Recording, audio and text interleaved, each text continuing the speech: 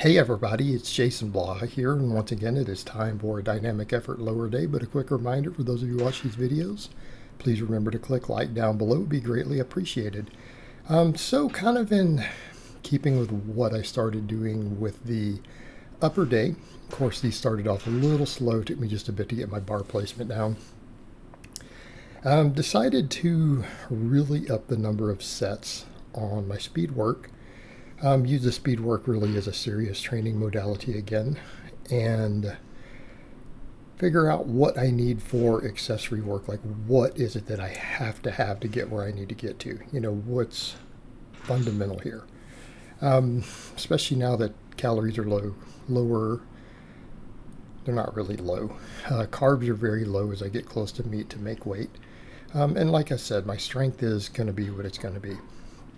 I'm actually happy with the strength I have gained, and I'm at a point where if I could actually keep the strength that I've had in the gym after this cut and water cut going into Worlds, I would be thrilled. All right, I would be thrilled. That would actually be amazing. And so I may not even be able to keep all of it, but we'll see. I'll definitely hit bigger numbers in this next year when I go up a weight class and don't do the crazy cuts. So I did 10 doubles on the squats. And I really want to work with a straight bar here now that I'm figuring out just to go ahead and just kind of go high bar. Find positions it's easy on my shoulders. My shoulder health is really good because I've quit overhead pressing. I've quit worried about certain things with ranges of motion to impress other people on certain movements that'll involve my shoulder, and instead work on what my body is capable of doing. And, we're good to go. Good to go. My shoulder health is on point. Benching strength has come back. Actually have hit bench PR since being on YouTube. So we want to keep with that, and I'm able to actually use this straight bar pain-free like I used to be able to do. So I need to get used to using it a little bit more. It would be a real good idea for a lot of this speed work. I would say even moving forward, probably half my speed work needs to be with this bar. Again, just to keep the specificity of training high. And I may start rotating these stances right now just because I need the adductor and everything else, need the mobility. I'm doing these really wide. However, I might start doing these the way that I do my speed bench. What does that mean? Go real wide, then medium, then close in the same workouts. And it might be something I gravitate to, something I've thought about experimenting with a little bit, right? Some of my lifters, we rotate these, based upon overuse. But if we're going to do very, very large amounts of it, we need to think about that, right? We need to think in those terms, of doing different stances, different grips. We have to, we have to prevent overuse. We have to get strong at all angles. We have to develop the most muscle possible. And while we could make the argument that wide stance builds the most muscle, closer stance probably builds a little more quad. But the thing is, we're also getting overuse much, much lower. That's why I'm keeping the volumes low on individual movements, right? Anything other than hand press downs or reverse hypers, I'm probably not going to go over 3 sets. There's just no need to do so. Right? Everything's going to be 2 to 3 sets. If we need more volume for a muscle, we add more exercises. We don't just keep adding more. Again, just things I've noted comparing different things, watching my different groups of lifters, because I have 40 lifters. I get to watch who gets the overuse. The only problem is that people start liking the stuff that you give them. They're like, well, I really like this system. I want to keep with this one, even when you know that it's inferior based upon, your testing of different clients than one of the other variables you use. But hey, clients are going to do what clients are going to do sometimes. So, did 10 doubles there, then we did 10 doubles on the speed pulls. Same thing, heavy bands, and I'm trying to hold these a little bit at the top for the extra grip work, the extra trap work. I'm also controlling the eccentrics, especially against those bands. Fighting that eccentric on the way down, turning it into an RDL on the way down. This is going to turn this into a valid hypertrophy exercise. I know everyone's like, it's conventional deadlift done for speed. Yep. But think about that pull on the traps at the top. The grip work is great.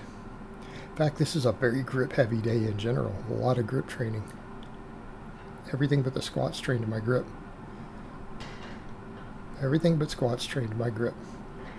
But yeah, that trying to hold it just briefly at the top, locking out hard, and controlling the eccentric is grip work. We're getting additional hypertrophy because there is a little bit of eccentric time, and we get that overspeed eccentric due to the bands, right? Those bands fight you on those eccentrics. You know, people talk about eccentrics. Bodybuilders will talk about, oh, eccentric training for hypertrophy, and then they just do something silly like a really slow eccentric, which has been shown to produce less hypertrophy in the lab oftentimes. Instead of thinking about what is really eccentric overload. Heavy band tension. Trying to fight against heavy band tension on the eccentrics. Now that's eccentric overload. And that's working the entire back half of the body, right? Traps, erectors, hamstrings, glutes. They're all taking the brunt of that eccentric. And with 10 doubles, there's a reasonable amount of volume there. And if we do our speed work like what I did today, these really short breaks, heavy bands, controlling the eccentrics, in addition to just trying to be explosive, what happens? We get good hypertrophy out of it. Yeah, we get the neural drive, get the explosiveness, but we get that also. And also, you know, I always laugh the people who watch me deadlift. They're like, you deadlift so fast. That looked like RPE 8 when it's a max. You don't think this right here is a factor? You guys see me pull over 600 lightning fast? You don't think this is a factor? You can say powerlifting is not a speed strength sport, but I digress. I think that's nonsense. All right, pull-ups. And for people who complain and cry about it, this is my range of motion. When I do a narrow grip, this is all my shoulders allow for. But I want to change it up. So every workout I've changed the grips. I went narrow, medium, wide, then I'm going back narrow again, fourth workout in a row doing these. Just doing 3 sets of 10, the neutral grip. And I'll probably mess, you know, with the full pronated grip some too. I might occasionally have a day where I do chins, but I'm reluctant to do so. Because again, I think that puts the most wear and tear on the tendon. And it works less total arm muscle, just like curls versus hammer curls. Are you trying to just build biceps, or do you want the whole, as much arm as possible? Brachialis, radial, brachialis, all that stuff. Okay? Especially if we think about why we're training curls for powerlifting purposes. Why? We want cushion at the bottom of the bench press inside that arm. Well, if we build those other two muscles, it creates a lot more cushion. It's not just the bicep. Plus, they're more tendon friendly.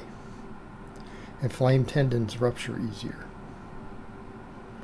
All right, so that all we did today was pull-ups and reverse hypers. But you know what? I felt like I got a training response and growth out of all that speed work. 10 doubles on the box squats and the deadlifts with heavy bands.